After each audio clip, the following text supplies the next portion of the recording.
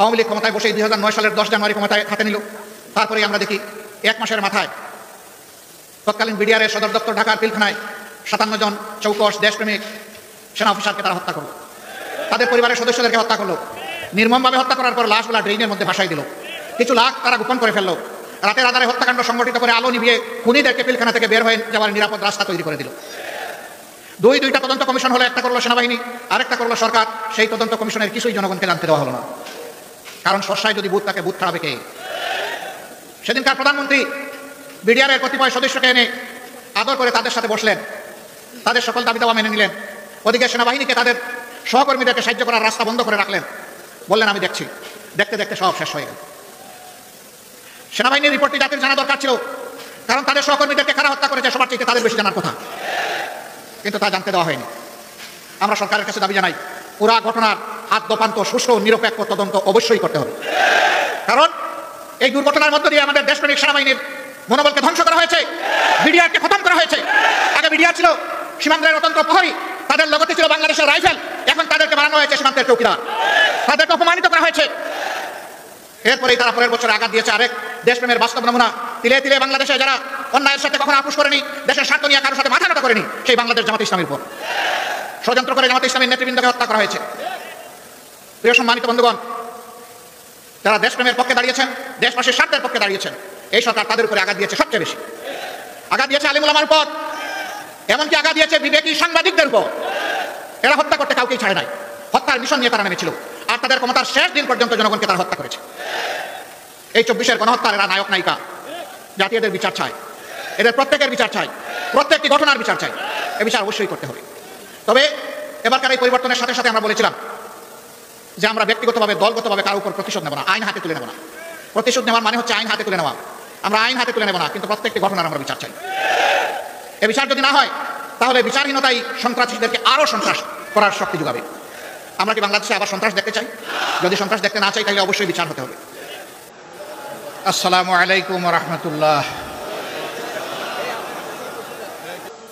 আল্লাহ তাবারক ওয়া তাআলার অগণিত শুকরিয়া আদায় করছি যে আল্লাহ রাব্বুল আলামিন মুক্ত পরিবেশে আজকের এই সম্মেলন আমাদেরকে অনুষ্ঠান করার তৌফিক দান করেছেন। আলহামদুলিল্লাহ।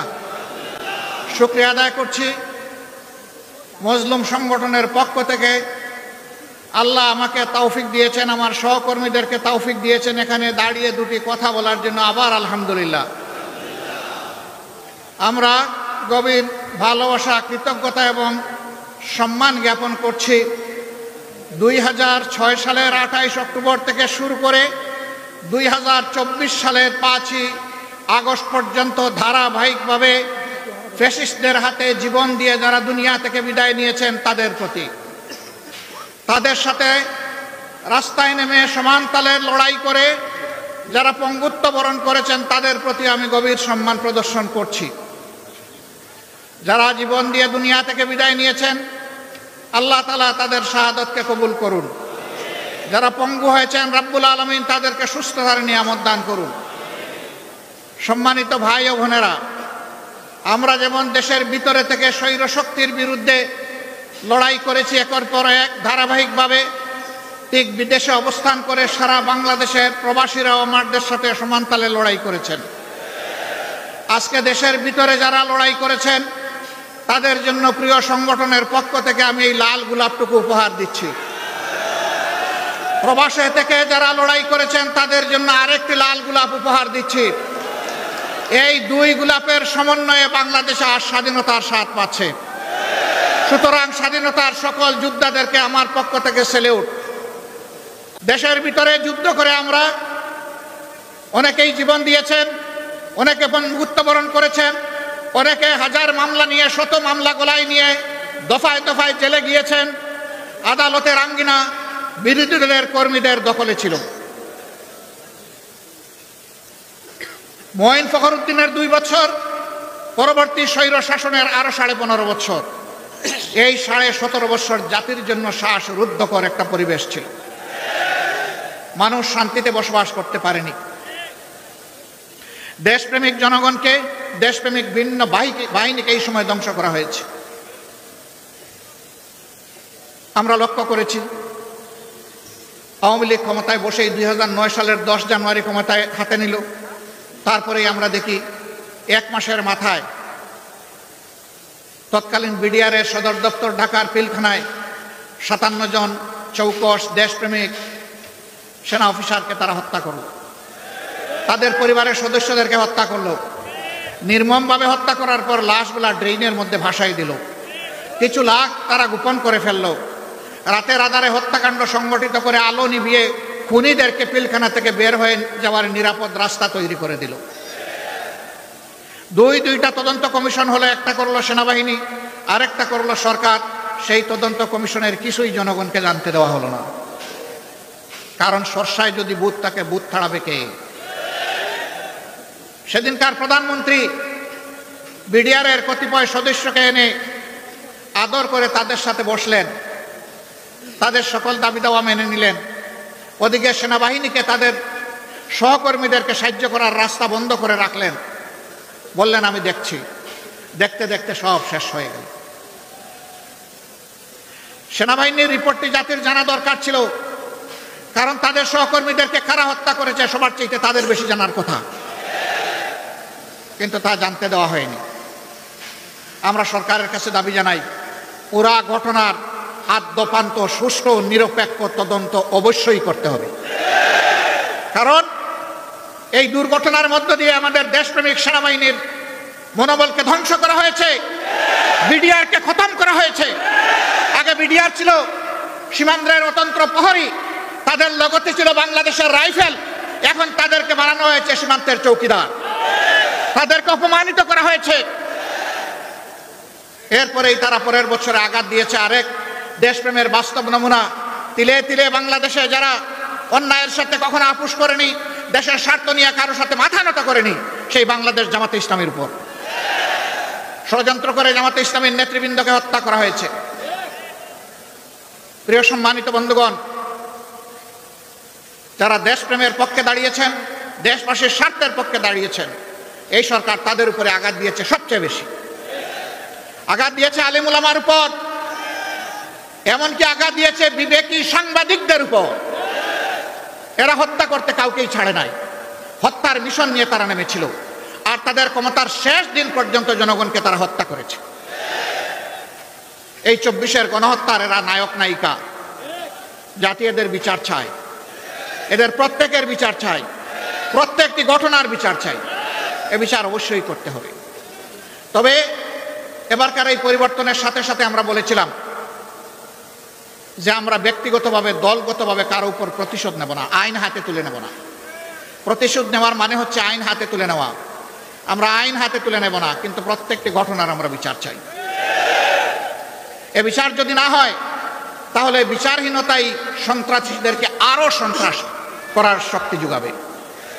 আমরা কি বাংলাদেশে আবার সন্ত্রাস দেখতে চাই? যদি সন্ত্রাস দেখতে না চাই, তাহলে অবশ্যই বিচার হতে হবে। দেশে আহত নিহত অক্ষত যারাই লড়াই করেছেন, সবাইকে যেমন আমরা সালাম জানাই, ঠিক বিদেশের মাটিতে সেখানে আন্দোলন সংগ্রাম করা আরো চ্যালেঞ্জিং।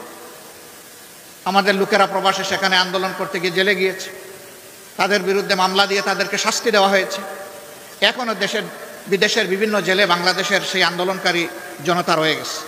আমরা সরকারের কাছে দাবি জানাই, অবিলম্বে তাদের মুক্তির ব্যবস্থা করে সম্মানের সাথে হয় তাদের কর্মস্থলে সেখানে ফিরিয়ে দিন, অথবা বাংলাদেশে সম্মানের সাথে ফিরিয়ে আন। এই যুদ্ধে দেশের সমস্ত মিডিয়া তারা চাইলেও সত্যের পক্ষে শক্ত করে দাঁড়াতে পারেনি। দুই একটা মিডিয়া যারা দাঁড়ানোর দুঃসাহস দেখিয়েছে, তাদেরকে ঠান্ডা করা হয়েছে, দমন করা হয়েছে, তাদের উপর নির্যাতন চালানো হয়েছে। কিন্তু বিদেশ থেকে আমাদের মিডিয়া যোদ্ধারা সমান তালে তারা যুদ্ধ করে গেছে। আমি তাদের সকলকে সম্মান জানাই। আপনাদের কুমিল্লার একজন সন্তান, তিনি সেই যুদ্ধ করা শুরু করেছিলেন 15.5 বছর আগে, এখনো তিনি যুদ্ধ অব্যাহত রেখেছেন। তাকে হয়তো আপনারা অনেকে জানেন, অনেকে জানেন না। এই কুমিল্লার দক্ষিণ সদরেই তার বাড়ি। সাইফুর রহমান সাগর, যিনি ফেস দ্য পিপুলের পরিচালক। এখনো দেখবেন ভারতীয় আগ্রাসনের বিরুদ্ধে তার মিডিয়ায় সবচেয়ে বেশি সোচ্চার, এবং তিনি উলঙ্গ করে দিচ্ছেন আসলে কারা সাম্প্রদায়িক। তিনি প্রমাণ করে দিচ্ছেন বাংলাদেশ সাম্প্রদায়িকতার দেশ নয়, বাংলাদেশ ভালোবাসার দেশ, বাংলাদেশ বিভিন্ন গোলাপের সমন্বয়ের দেশ। এই দেশে সকল ধর্মের বর্ণের সমস্ত মানুষ আমরা মিলেমিশে আছি, কারণ বাংলাদেশ আমাদের সবার। আমরা এবার বলেছি, সোচ্চারভাবে বলেছি, আমরা বাংলাদেশে কোনো মেজরিটি মাইনরিটি মানি না। বাংলাদেশে যারাই জন্মগ্রহণ করেছে তারা সকলেই বাংলাদেশের গর্বিত নাগরিক। এই মাইনরিটি শব্দ বলে বলে অন্যান্য ধর্মের ভাই বোনদেরকে ব্যবহার করে একটি গোষ্ঠী মূলত দেশের বাইরে থেকেই তাদের স্বার্থ হাসিল করতে চায়। এখন আমাদের এই ভাই বোনেরাও এটা বুঝতে পেরেছেন, তারাও সোচ্চার হয়েছেন। আপনারা দেখেছেন ভারতীয় হলুদ মিডিয়া যখন বাংলাদেশের বিরুদ্ধে নিকৃষ্ট যুদ্ধ শুরু করেছে, মিথ্যা তথ্য ছড়াচ্ছে, তখন জগন্নাথ হল থেকে আমাদের হিন্দু ছেলেমেয়েরা বের হয়ে তার প্রতিবাদ করেছে। কারণ তারা প্রমাণ করেছে দেশ আমাদের সবার। তোমরা যা বলো তা অসত্য, তা মিথ্যা। তোমরা আমাদেরকে ব্যবহার করে তোমাদের মতলব হাসিল করতে চাও, সেই সুযোগ আমরা তোমাদেরকে দেব না। কেন ভারত এটা করে আমাদের সাথে? আমরা তাদের কি ক্ষতিটা করেছি? ভারতের কোনো আভ্যন্তরীণ ব্যাপারে আমরা হস্তক্ষেপ করেছি? ভারত বলে আমাদের দেশে সাম্প্রদায়িক সহিষ্ণুতার অভাব, সম্প্রীতির অভাব। হ্যাঁ, মানুষ দেখতে পাচ্ছে কোন বৎসর কতটা কোন ধর্মের মানুষ ভারতের উগ্র একটি সাম্প্রদায়িক গোষ্ঠীর কাছে নির্মমভাবে নিহত হয়। সারা বিশ্ব তার সাক্ষী। বাংলাদেশে এই ধরনের নিকৃষ্ট ঘটনা ঘটে না। সর্বশেষ একটা চরমপন্থী সংগঠনের হাতে নির্মমভাবে চট্টগ্রামের আদালতে একজন আইনজীবীকে খুন করা হয়েছে। তারা চেয়েছিল এই খুনের মাধ্যমে একটা খুনের হুলি খেলতে। বাংলাদেশের মানুষ তাদের মুখে চুনকালি লেপে দিয়েছে। বাংলাদেশের মানুষ ধৈর্যের পরিচয়, সহিষ্ণুতার পরিচয় দিয়ে বলেছে এ খুনের সাথে যারা জড়িত তাদের বিচার হবে, কিন্তু তাই বলে নির্বিচারে আমরা সবার গায়ে হাত তুলতে চাই না। ভারত কি এমন একটা উদাহরণ দেখাতে পারবে? তাদের দেশের বুকে আছে। আপনারা দেখেছেন গতকাল বিভিন্ন ধর্মের যারা সম্মানিত ব্যক্তিবর্গ তাদেরকে নিয়ে প্রধান উপদেষ্টা একসাথে এক কাতারে দাঁড়িয়ে আওয়াজ তুলেছেন, এদেশ আমাদের সবার, আমরা এখানে কোনো সাম্প্রদায়িক বিভাজন চাই না। আমরা ধন্যবাদ জানাই আমাদের প্রধান উপদেষ্টাকে তার এই মহৎ উদ্যোগ নেওয়ার জন্যে। উদ্যোগ নিয়েছেন, উদ্যোগ নিয়ে থেমে গেলে হবে না, এই যাত্রা আমাদের অব্যাহত রাখতে হবে। এর আগের দিন তিনি সমস্ত রাজনৈতিক, দেশপ্রেমিক, ফ্যাসিবাদ বিরোধী, সাম্রাজ্যবাদ বিরোধী জাতীয় রাজনৈতিক নেতৃবৃন্দকে নিয়ে তিনি এক কাতারে দাঁড়িয়েছেন। সবাই আমরা একই আওয়াজ তুলেছি, আমরা কোনো আগ্রাসন সহ্য করব না। বাংলাদেশের 1 ইঞ্চি জমি আমরা কাউকে ছেড়ে দেব না। আমাদের জীবন দিব, তবুও বাংলাদেশের আধা ইঞ্চি জমি আমরা ছেড়ে দেব না। এটি আমাদের কমিটমেন্ট। সম্মানিত ভাই ও বোনেরা, এই দেশ তাহলে আগামীতে কি হবে? এই দেশকে কে গড়বে? এই দেশ গড়তে হলে কিছু চাঁদাবাজ মুক্ত হাত দরকার, কিছু চরিত্রবান দুর্নীতিমুক্ত মানুষ দরকার, কিছু দেশপ্রেমিক, চিন্তাশীল, বিচক্ষণ মানুষ দরকার। এই বিচারটা করবে কে? আমাদের হাইকোর্ট না জজ কোর্ট না সুপ্রিম কোর্ট? এই বিচার করবে জনতার আদালত। জনগণকে বোকা ভাবার কোনো কারণ নেই। আমরা জনগণের উপর আলহামদুলিল্লাহ পূর্ণ আস্থা রাখি। জনগণ বিচার করবে অতীত কার কেমন ছিল, বর্তমান কার কেমন, আর ভবিষ্যৎ কার কেমন হতে পারে। অতীত, বর্তমান এবং ভবিষ্যৎ বিবেচনায় জনগণ সিদ্ধান্ত নেবে।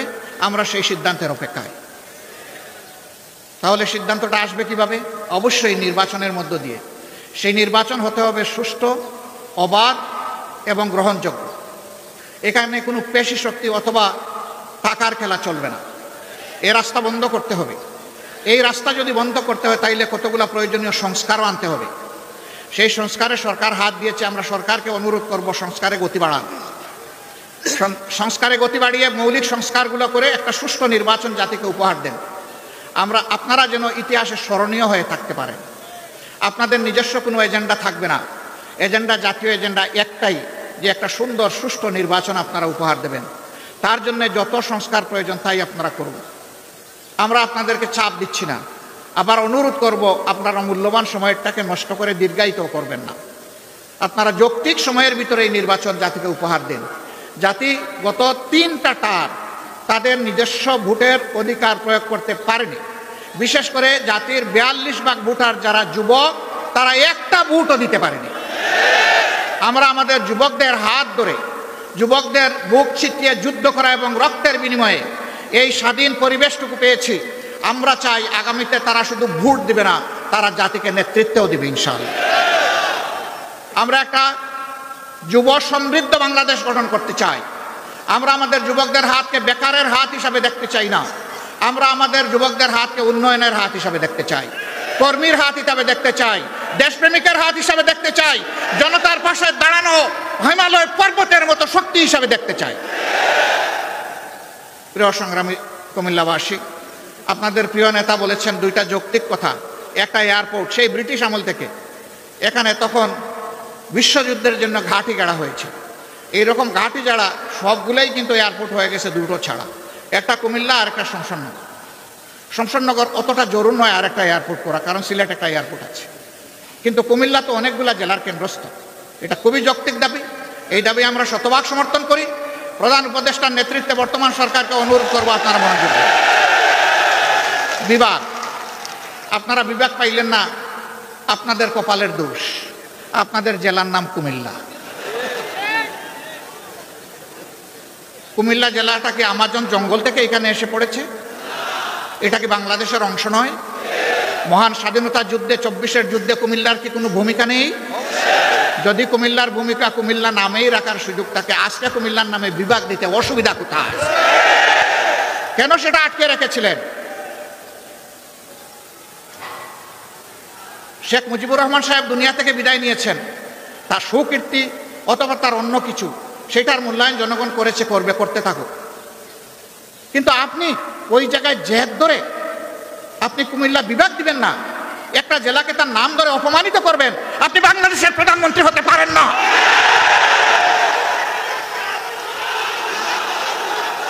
বাংলাদেশের যিনি প্রধানমন্ত্রী হবেন, তাকে বাংলাদেশের প্রতি ইঞ্চি জমিকে সম্মান করতে হবে।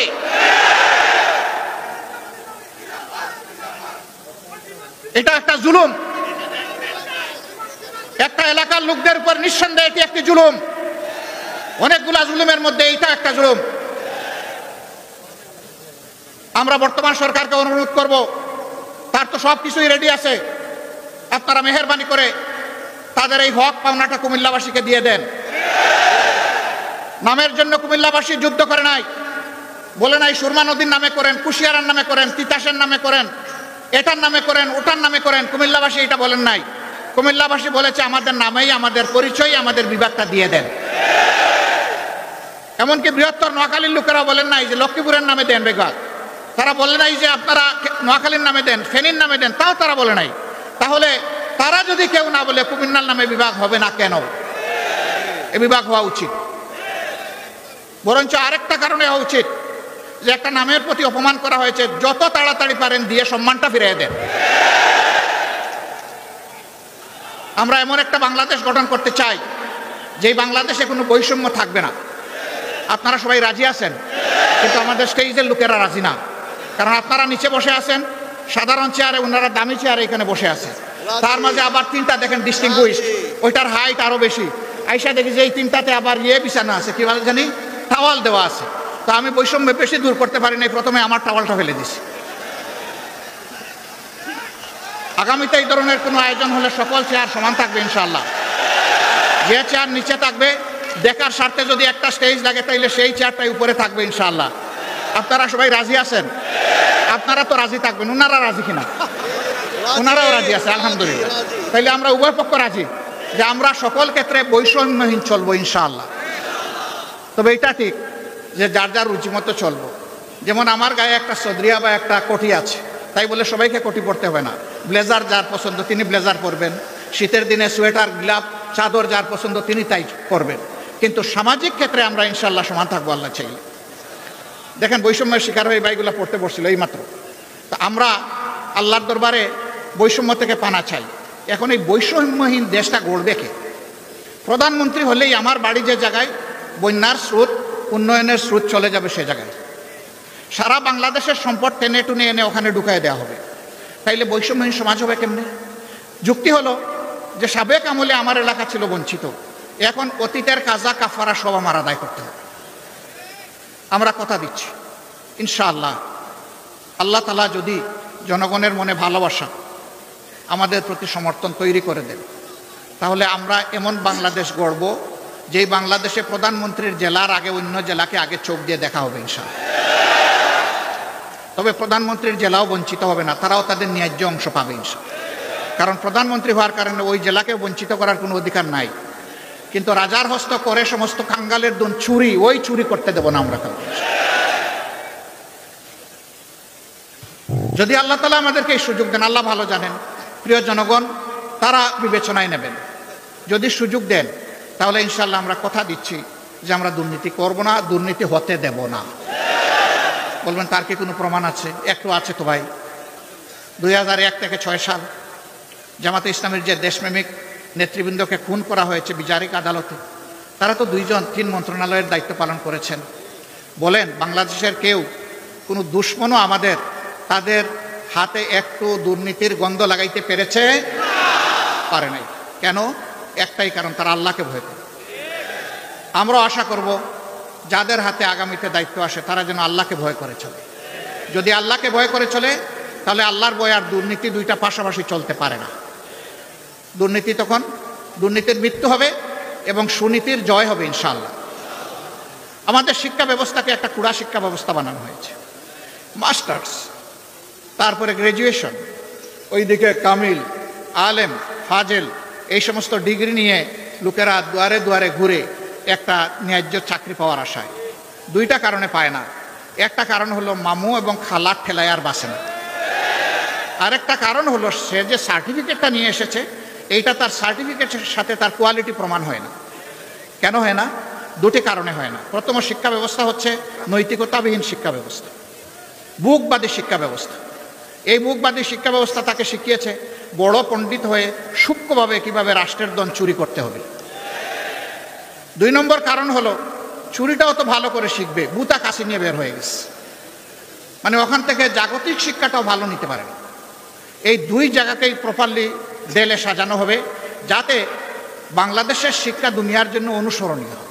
এখন আমাদের দেশ থেকে দুনিয়ার বিভিন্ন দেশে লোক যাওয়ার জন্য পাগল হয়ে যায় শিক্ষার জন্য, উচ্চতর শিক্ষার জন্য, কিন্তু আমাদের দেশে লোক আসতে চায় না। কেন চায় না? এই দুর্বল শিক্ষা কেউ নিতে চায় না, এই জন্যই আসতে চায় না। এমন একটা শিক্ষার মডেল তৈরি করতে হবে যে দুনিয়ার মানুষেরাও যেন এখানে শিক্ষা নিতে আসে। এটা ছিল তো, এক আমলে তো ছিল, দুনিয়ার মানুষ তো এখানে আসতো, জাপাইয়া পড়তো, এমনি এমনি তো আসে নাই। এই দেশের এই অঞ্চলের কোয়ালিটি ছিল, এই জন্যই তো এসেছে। আমার সম্মানিত ভাইরা, আমরা এমন বাংলাদেশ গড়ব যে বাংলাদেশে মসজিদ পাহারার দরকার হবে না, মন্দির, মঠ, চার্চ, প্যাগোডা কোনোটাই পাহারার দরকার পড়বে না। সকল ধর্মের মানুষ তার ধর্ম, তার কর্ম সে তার মতো করে তুলবে, সেখানে কেউ হস্তক্ষেপ করার দুঃসাহস দেখাবে না।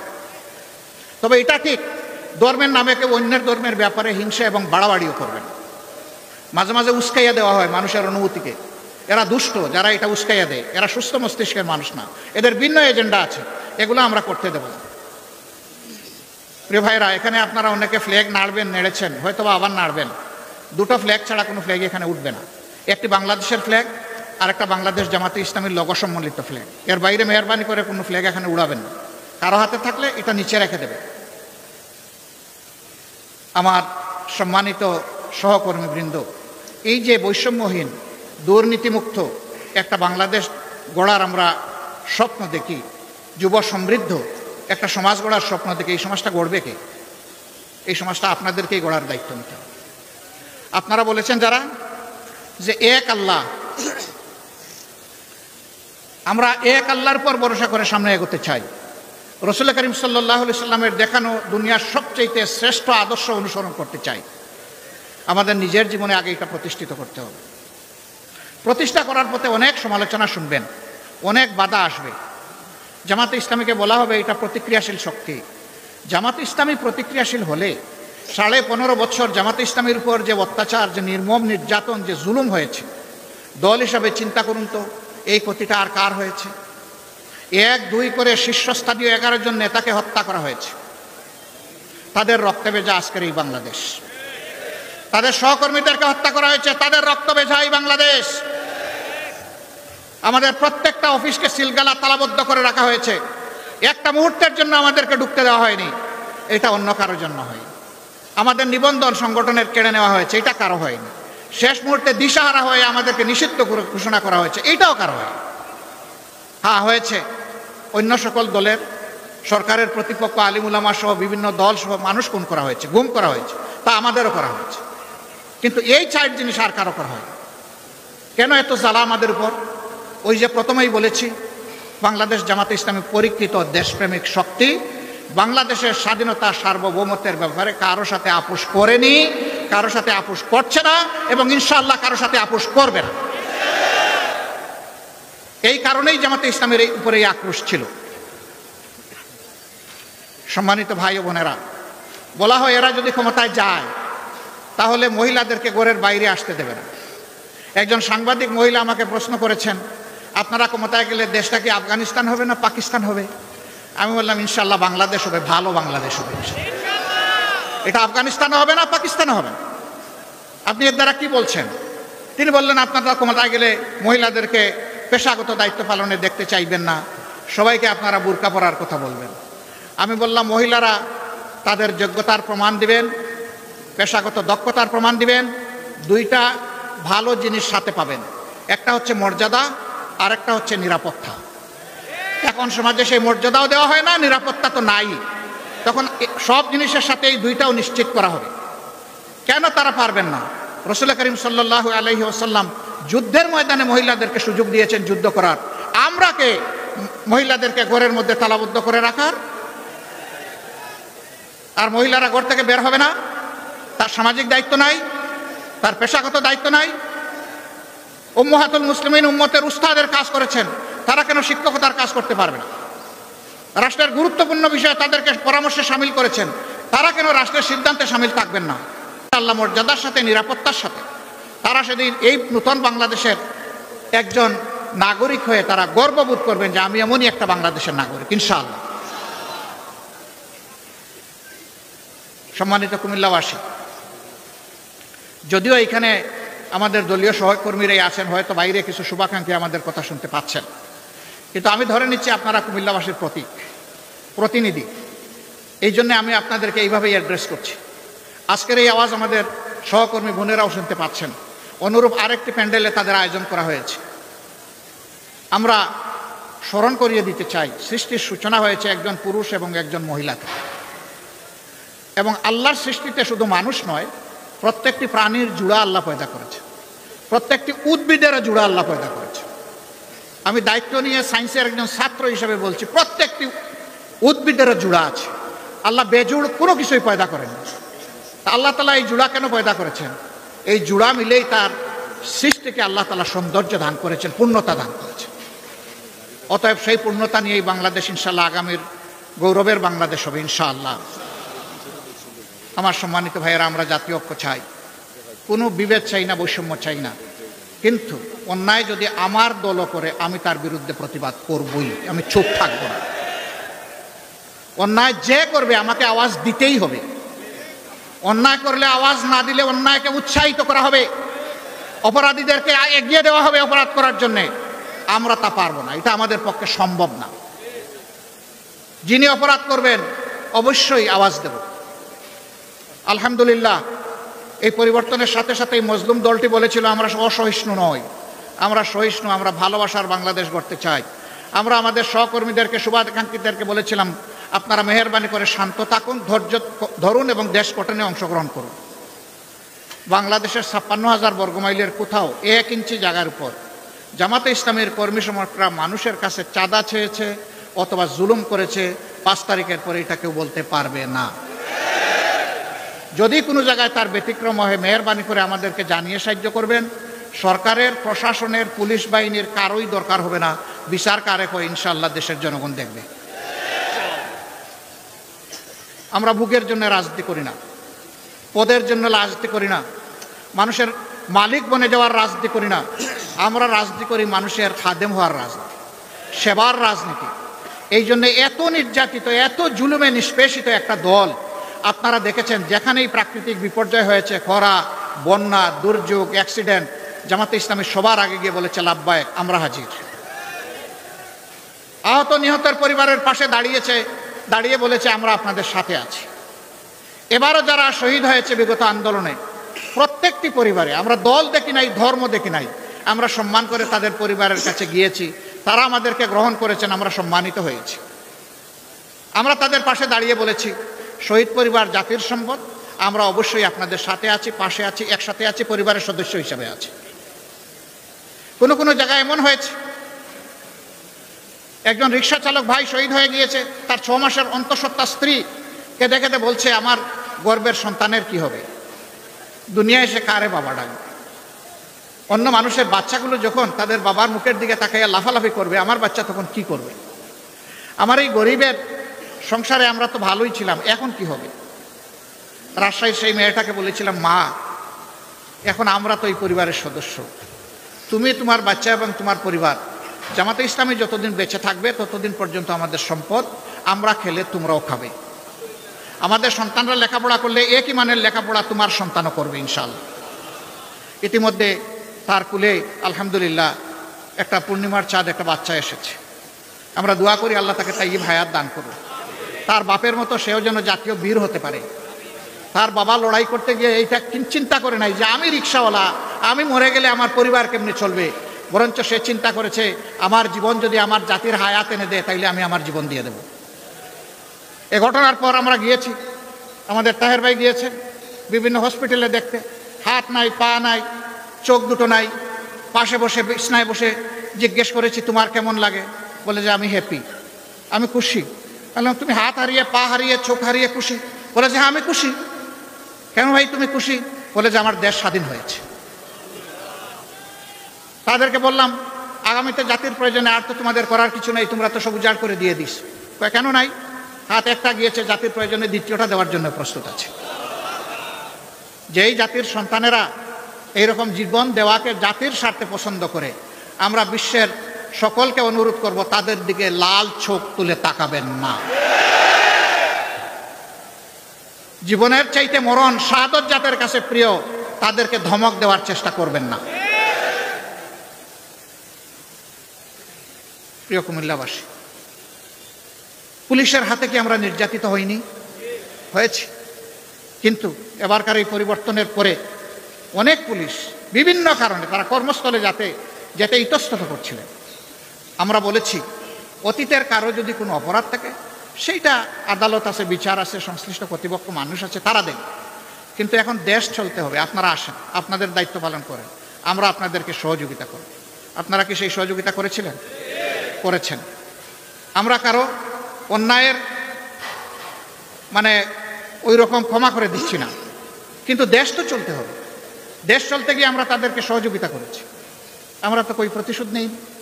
অনেকে বলে যে রাজপথে অতীতে পুলিশের সাথে আপনাদের সমস্যা হয়েছে, হবে তো। পুলিশ যদি অন্যায়ভাবে শান্তিপূর্ণ মিছিলে এসে আমাকে আঘাত করে, তাইলে এই আঘাত ফিরায় দেওয়ার দায়িত্ব আমার আছে। পুলিশ কেন আমার শান্তিপূর্ণ মিছিলে আঘাত করতে আসবে? তারাই তো এই কাজটা ঠিক করেন নাই।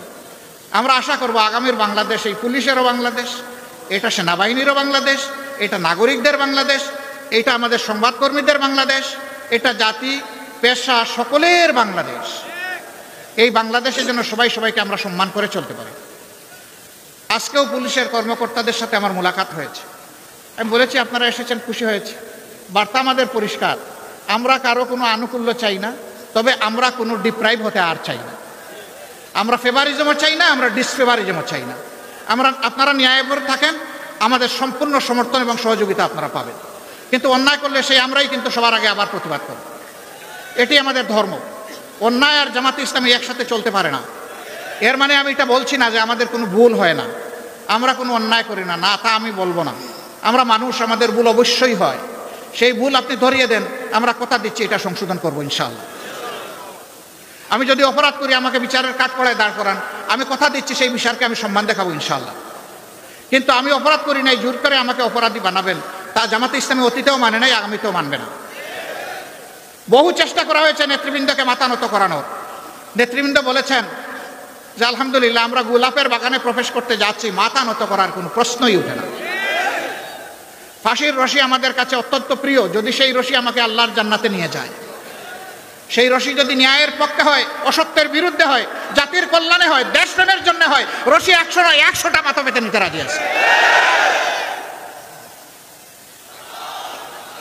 সম্মানিত ভাই ও বোনেরা, আমি মিডিয়ার ভাইদের প্রতি দুটি অনুরোধ জানাতে চাই। মিডিয়াকে বলা হয় জাতির দর্পণ, আর মিডিয়ার সাথে যারা কাজ করেন কর্মকর্তা এবং সাংবাদিক বন্ধুগণ, তাদেরকে বলা হয় জাতির বিবেক। মানুষ বলে যে দুনিয়ায় একটা আদালত সবচেয়ে ভালো আদালত, এটার নাম বিবেকের আদালত। কথাটা সঠিক কিনা? বিবেক আল্লাহর দান। অন্য অবুঝ প্রাণী আর মানুষের মধ্যে একটা কারণেই তফাৎ, যে ওই প্রাণীগুলোকে আল্লাহ বিবেকের নিয়ামত দেন নাই যেটা আল্লাহ মানব জাতিকে দিয়েছে। সুবহানাল্লাহ। সুতরাং আমার বিবেক যেদিন কাজ করবে না, সেদিন ওই প্রাণী আর আমার মাঝে আর কোনো তফাৎ থাকবে না। সেটা সাংবাদিকই হোক আর আমি হোক, যেই হোক, ওই মানুষ হিসাবে তিনি আর পরিচিত হবেন না। আমরা জানি 15.5 বছর, এমনকি এর আগের 2 বছরও স্ক্রিপ্ট ধরে দেওয়া হতো, আপনারা কি পড়বেন আর কি লিখবেন। এখন সেটি নেই। আপনারা কুলা চোখে দেখবেন আর কুলা মনে ভাববেন। আপনার বিবেক দিয়ে আপনি সাজাবেন, আবেগ দিয়ে নয়, অতীতের কোনো বদ্ধমূল ধারণা দিয়ে নয়, বরঞ্চ বর্তমানের বাস্তবতা দিয়ে আপনারা আপনাদের নিউজগুলোকে সাজাবেন। আলহামদুলিল্লাহ, আপনারা অনেকেই সাজাচ্ছেন। মাঝখানে মাঝে মাঝে কেউ পিছলা, ওই কাদামাটিতে পা পিছলে যায় এবং পড়ে যান কেউ কেউ। ওনারা পড়তে গিয়ে আমারও ফেলে দেন। ভাই, আমারে আর এইভাবে ফেলবেন না। আপনারা সাহায্য করুন, দুইভাবে সাহায্য করুন। আমাদের এবং আমাদের সহকর্মীদের বক্তব্যগুলো অবিকল জাতির কাছে পৌঁছে দেন। আমরা ভুল করলে জাতি বিবেচনা করুন। আবার যদি আপনার কাছে আমাদের কোনো ভুল ধরা পড়ে, আপনি আমাদেরকে বলুন। গঠনমূলক সমালোচনা করুন, অবশ্যই করবেন। কেন করবেন? সমালোচনা না করলে তো আমাদের সংশোধন হবে না। আমরা তো ভুলের ঊর্ধ্বে নই। আমরা সমালোচনার জন্য আপনাদেরকে আহ্বান জানাচ্ছি, উৎসাহিত করবেন, অভিনন্দন জানান। যখন গঠনমূলক সমালোচনা আপনাদের কাছ থেকে আসবে, যেটা জাতির কল্যাণে লাগবে, সেই সমালোচনাটা আপনারা করবেন। আরেকটা অনুরোধ জানাবো, আপনাদের দায়িত্ব হচ্ছে 4 ডাইমেনশনাল ভিশন, অর্থাৎ চতুর্দিক থেকে দেখতে হবে। সামনা, পিছন, 2 সাইড। আপনারা চতুর্দিকে চোখ ঘুরাইয়া দেখবেন। আপনারা একদিক থেকে দেখবেন না, চতুর্দিক থেকে যখন দেখবেন, পুরো বিষয়টা আপনাদের কাছে স্পষ্ট হয়ে যাবে। তখন কালো না সাদা সেটাও বুঝে ফেলবেন। স্বয়ং আমিও যদি কালো হই, আমাকেও ছাড় দেবেন না। কালোকে অবশ্যই ধরতে হবে, কালোকে সাদা বানাতে হবে, অথবা কালোকে এই জমিন থেকে, এই সমাজ থেকে তাড়াতে হবে। কালোর জায়গায় এই জমিনে হবে না। এই কালো মানে আমার মতো গায়ের রং যাদের কালো, আমি তাদের কথা বলছি। এই কালো মানে চরিত্রের কালো, চিন্তার কালো। এই কালো চরিত্র এবং চিন্তার কালো যাদের থাকবে, এদের কোনো জায়গা আমরা বাংলাদেশে দিব না ইনশাআল্লাহ। এই ব্যাপারে সবচেয়ে ভালো দায়িত্ব পালন করতে পারবেন সাংবাদিক বন্ধুগণ। এই জন্য আগেও বলছি, এখনো বলবো, যে আসুন আমরা সাদাকে সাদা বলি, কালোকে কালো বলি। এই ব্যাপারে আপনারা পিছপা হবেন না, সে যেই হোক, কোনো অসুবিধা নেই। আপনারা জাতির চতুর্থ স্তম্ভ, এই স্তম্ভটা মজবুত হলে জাতি মজবুত হবে ইনশাআল্লাহ। আমরা সেই ঐক্যের, সাম্যের এবং বৈষম্যবিহীন বাংলাদেশের জন্য সকলের সহযোগিতা চাই। আমার সহকর্মীরা, আপনারা সবাইকে এরকম একটা বাংলাদেশ চান? শিওর? হাত তুলেন তো দেখি সবাই। বুঝে শুনে উঠিয়েছেন? হ্যাঁ, হাত নামান।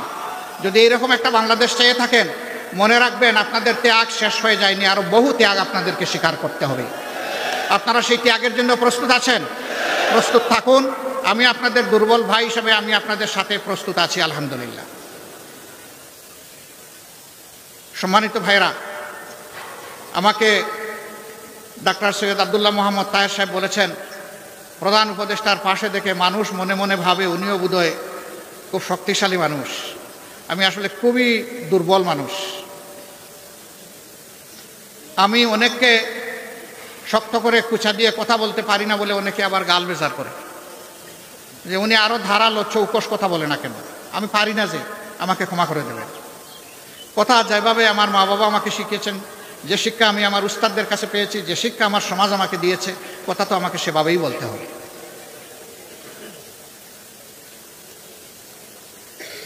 আমি আসলে সেই অর্থের কোনো মানুষ নই। তবে একটা কথা আপনাদেরকে বলতে পারি, উনি আরেকটা কথা বলেছেন, আমি মনে করছি আমার ব্যাপারে বেশি হয়ে গেছে। তিনি বলেছেন 24-এর এই যুদ্ধের আমি সেনাপতি ছিলাম। না, আমি সেনাপতিদের পাশে পানির গ্লাস নিয়ে দাঁড়িয়েছিলাম, যে আমি তোমাদেরকে পানি পান করাতে এসেছি। হ্যাঁ, এটা বলতে পারি। আলহামদুলিল্লাহ, ওরাও রাত্রে ঘুমায় নাই, আমিও রাত্রে ঘুমাই নাই। ওই ফাঁকে ফাঁকে 1 ঘন্টা 8 ঘন্টা করে ট্রিপ মেরেছি ঘুমের, কারণ ওই সময় ঘুমাবার সময় ছিল না। ওই সময় জেগে থাকার সময় ছিল, ওই সময় ঘুমাইলে সর্বনাশ হয়ে যায়। প্রিয় সম্মানিত বন্ধুগণ, যেই জাতির নেতৃবৃন্দ সজাগ থাকে সেই জাতি শান্তিতে ঘুমাইতে পারে, আর যে জাতির নেতৃবৃন্দ ঘুমিয়ে পড়ে সেই জাতির আর কোনো শান্তি থাকে না, ঘুম হারাম হয়ে যায়। যারা এই জাতিকে নেতৃত্ব দিতে আসবেন তাদেরকে অনুরোধ করব, হাতে লাঠি নেওয়া চৌকিদার হিসাবে আসবেন, হাতে বন্দুক নেওয়া খুনি হিসাবে কেউ আসবেন না। মানুষের ভোট নেওয়ার আগে পায়ে ধরে বাবা ডাকবেন, আর ভোট নেওয়ার পরে মালিক হয়ে তার উপরে ছড়ি ঘুরাবেন, এই মানসিকতা আর দেখাবেন না। এটা বাংলাদেশের জনগণ একবারের মতো প্রত্যাখ্যান করেছে। এই রূপে যেই আসতে চাইবে তিনি বারবার প্রত্যাখ্যাত হবেন। সুতরাং আসতে হবে সত্যিকার অর্থে সেবকের পোশাক পরে আসতে হবে, মন নিয়ে আসতে হবে। বাংলাদেশ জামাত ইসলামের জন্য দোয়া করবেন। আমরা এই দেশ এবং দেশের জনগণের একটু খেদমত করতে চাই।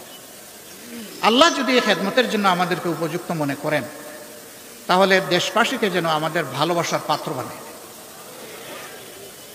এই দেশবাসীর অন্তরে যেন আমাদের জন্য কিছু দোয়ার জায়গা আল্লাহ তৈরি করে দেন। আমাদের যে শহীদরা দফায় দফায় রক্ত দিয়েছেন সেই ৭১ সাল থেকে, আমি সবাইকে স্মরণ, যারাই রক্ত দিয়েছেন দেশের জন্য, জাতির জন্য, তাদের রক্তের ঋণটা যেন আমরা পরিশোধ করার সুযোগ পাই। আল্লাহ যেন এই তৌফিকটা আমাদেরকে দান করে। আমার সম্মানিত ভাইয়েরা, আল্লাহ তাআলা এই কুমিল্লাবাসীর প্রতি রহম করুন। তাদের দুইটা ন্যায্য দাবি থেকে কুমিল্লাবাসীকে দূরে রাখা হয়েছে, বঞ্চিত করা হয়েছে। তাদের দাবি অবিলম্বে বাস্তবায়িত হোক, আমরা দোয়া করি। আরও যে দাবিগুলো সঙ্গত দাবি আছে অন্যান্যদের মতো, সারা দেশের মতো, সেই দাবিগুলোও তাদের বাস্তবায়ন ওঠাও দোয়া করি। আমরা সমতার, ন্যায্যতার, ভালোবাসার, অহিংসু একটা বাংলাদেশ গঠনের দিকে এগিয়ে যাই। আল্লাহ আমাদেরকে সাহায্য করুন। আসসালামু আলাইকুম ওয়া রাহমাতুল্লাহ। আল্লাহ হাফিজ। বাংলাদেশ জিন্দাবাদ। বাংলাদেশ জামাতে ইসলামী জিন্দাবাদ।